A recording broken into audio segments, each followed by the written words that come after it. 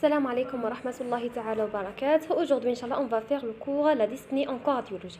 Donc, objectif, définir et savoir analyser une dyspnée, reconnaître les signes de gravité, démarches diagnostiques cliniques et paracliniques, connaître les principaux diagnostics à évoquer devant une dyspnée aiguë et chronique.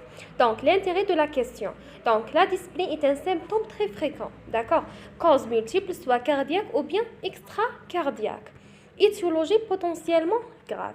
La définition. La dyspnée est une sensation subjective, d'accord, rapportée par le patient. هذه واش معناها subjective. Gêne respiratoire ou bien respiration anormale. La dyspnée هي gêne respiratoire ou bien respiration anormale. نقولوا لها في la médecine la dyspnée. Essoufflement, souffle court, oppression, blocage. Donc, l'analyse sémiologique selon le mode d'installation. La dyspnée aiguë ou bien chronique. La dyspnée aiguë, quelques heures ou jours, c'est une urgence et potentiellement grave. D'accord. Qui dit qu'il y a des gènes respiratoires ou bien respiration anormale, تسقسيه من وقتها. D'accord, la période. La dyspnée aiguë, qui يقول لك مثلا عندي 5 ساعات, عندي par exemple 2 jours, 3 jours, هنا تكون dyspnée aiguë. Elle est grave et urgence, d'accord. Urgence est potentiellement grave. La dyspnée chronique sur plusieurs semaines, par exemple, il y a un mois, 3 semaines.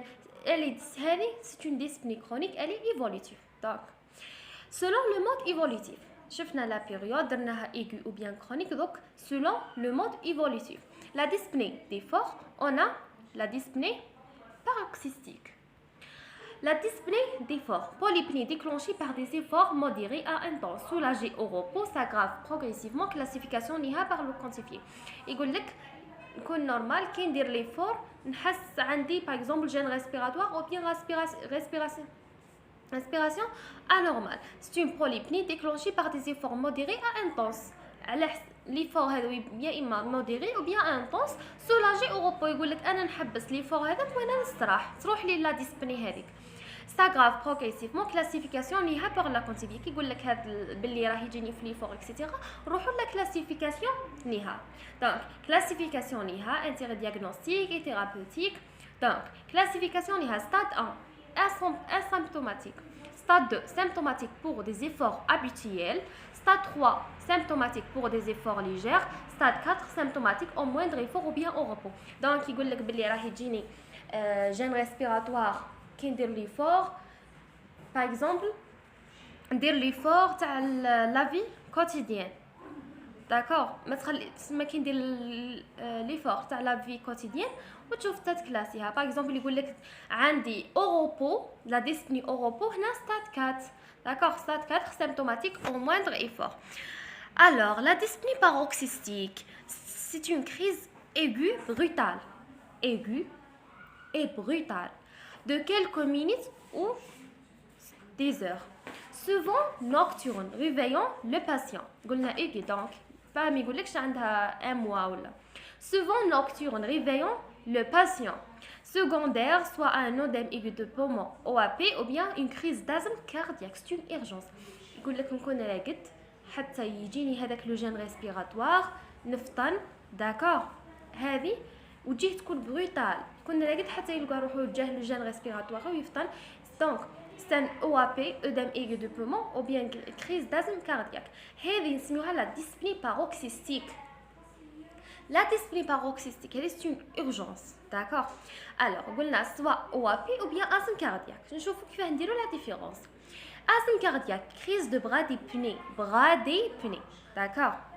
bras dyspnée expiratoire, râle sibilant à l'auscultation. نلقاو des bras dyspnée à l'expiration, نديروا l'auscultation نلقاو des râles sibilants. شوفوا عليها asthme فيه الاس, cardiaque sibilant, SS فيهم زوج sibilant. L'OAP précédé par une toux, orthopnée, expectoration mousseuse, ou l'auscultation les crépitants, d'accord, crépitant à l'auscultation.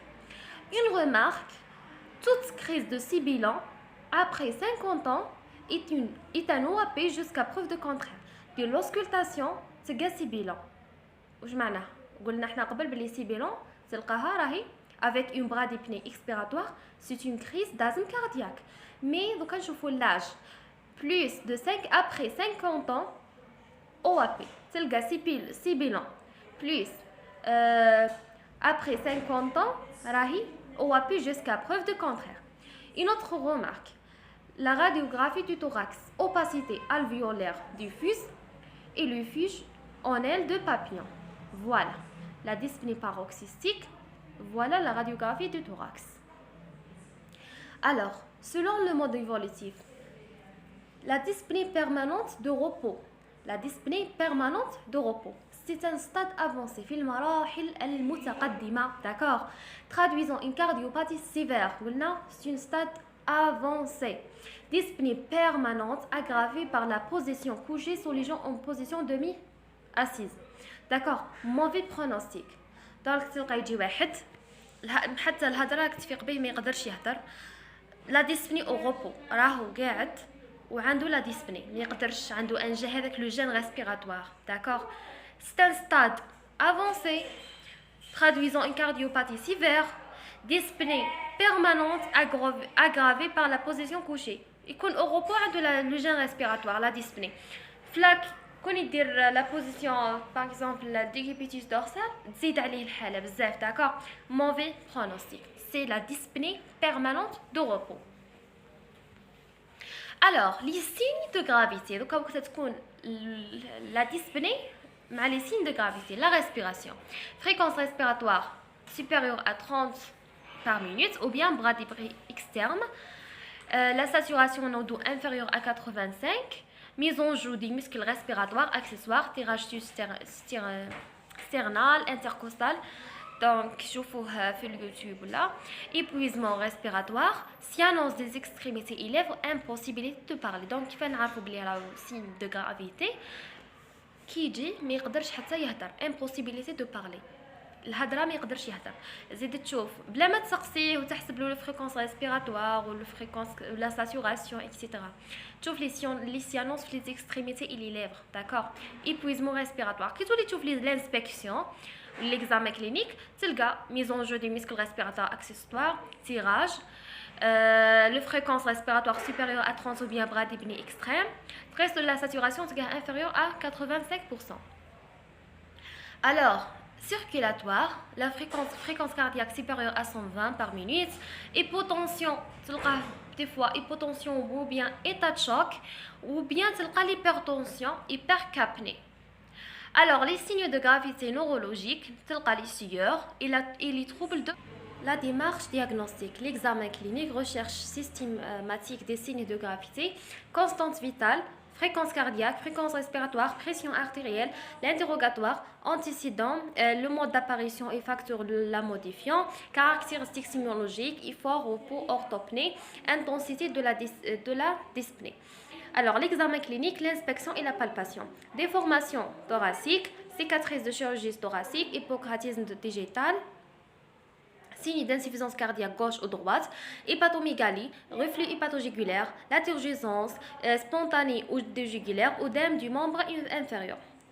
Voilà, donc l'hépatomégalie, voilà la turgescence jugulaire spontanée et les œdèmes du membre inférieur.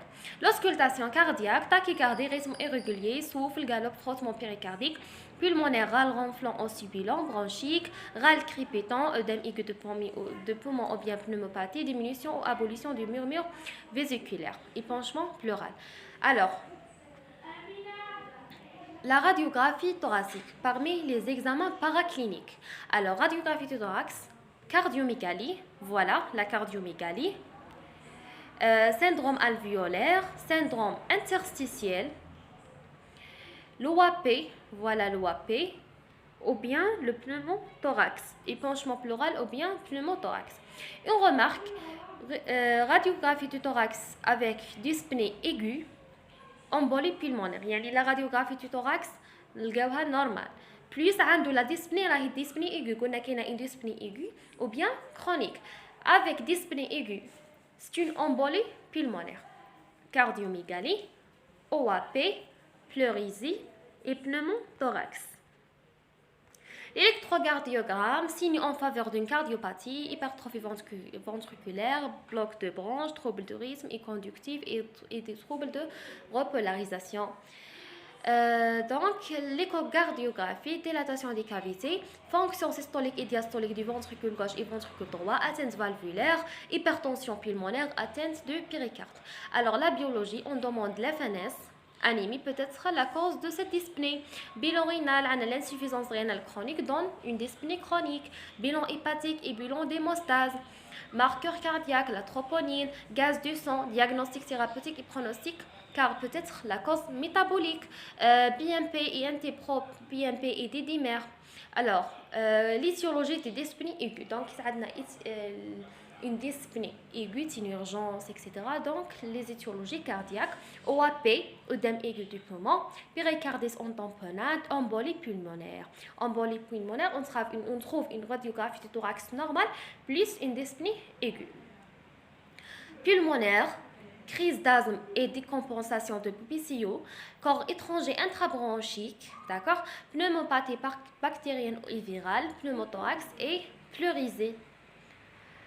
Autre étiologie, les autres étiologies de la dyspnée aiguë, anémie, FNS, ORL ou bien neuromusculaire, traumatique, toxique ou bien métabolique, le gaz du sang. Alors, la dyspnée chronique, cardiaque, insuffisance cardiaque par défaillance du ventricule gauche ou bien du ventricule droit. La respiration, syndrome obstructif ou bien syndrome restrictif, peut être une anémie chronique, toujours en demande du FNS, ou bien insuffisance rénale chronique, en demande du bilan rénal, ou bien des adaptations à l'effort. Alors, comme conclusion, la dyspnée est un symptôme très fréquent, grave, et la variabilité des étiologies cardiaques ou bien pulmonaires ou autres. Alors, j'espère que le cours سهل وخفيف. والسلام عليكم ورحمة الله تعالى وبركاته.